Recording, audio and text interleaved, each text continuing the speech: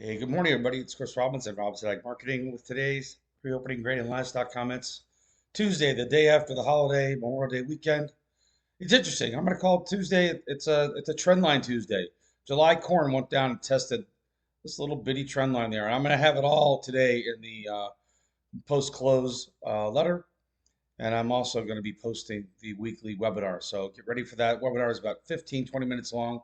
Can't wait to get after it and take a look at that. D's corn only down 2 cents. No beans only down 4 cents. No July beans only down a nickel. So the initial idiots that sold it because crude oil was lower, we hit 89 last night. We're back to 92. 87 is a big level in crude oil. It's the halfway back point of the entire mess we've had since this all began. Guys, remember, we started in December at 55 bucks a barrel in oil. Went to 119 and change. 87 and a half is a big level. Again, all these levels will be in the letter again today, but they've been out there. If you've been a subscriber, you know we've been watching them. So lower overnight, but not nearly as bad as a lot of the idiots thought it would be. And by idiots, I mean anybody that is sitting in front of your computer trying to trade the overnight markets. It's very, very dangerous. You're competing with high frequency traders. You just get picked off right and left.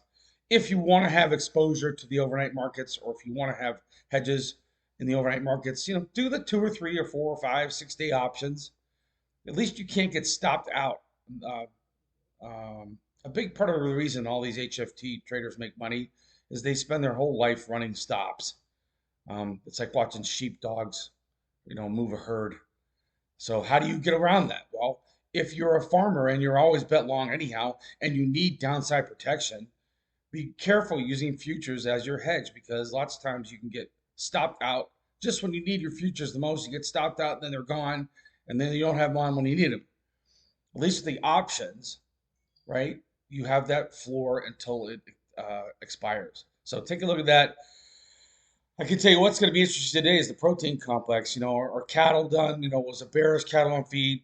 Um, One of the guys I follow, Jeff French, his post was bearish cattle on feed will be limit up on Tuesday. I don't know about that, but I wouldn't be surprised the way this market's moving. I did put all of the downside support levels in the letter on the weekly wrap. My daughter got married on Friday, um, but I did wake up Sunday morning and write the weekly wrap. So hopefully you guys got to look at that as well. Ditto for lean hogs. Lean hogs are down um, on a very, very, very, very important support level. And we'll see if that holds. So this is why we hedge, because anybody that tells you that they know where the prices are going to go, always ask them, are you going to cut me a check if you're wrong? And that usually ends the conversation pretty quickly. So if you're a farmer or producer, you always need downside protection. And that's just the business model that you're stuck with. All right, guys, it's Chris. Have a great Tuesday. There's a lot of opportunity ahead. The forecast is for drier in the Corn Belt. And now it comes down to, is this going to be 2012?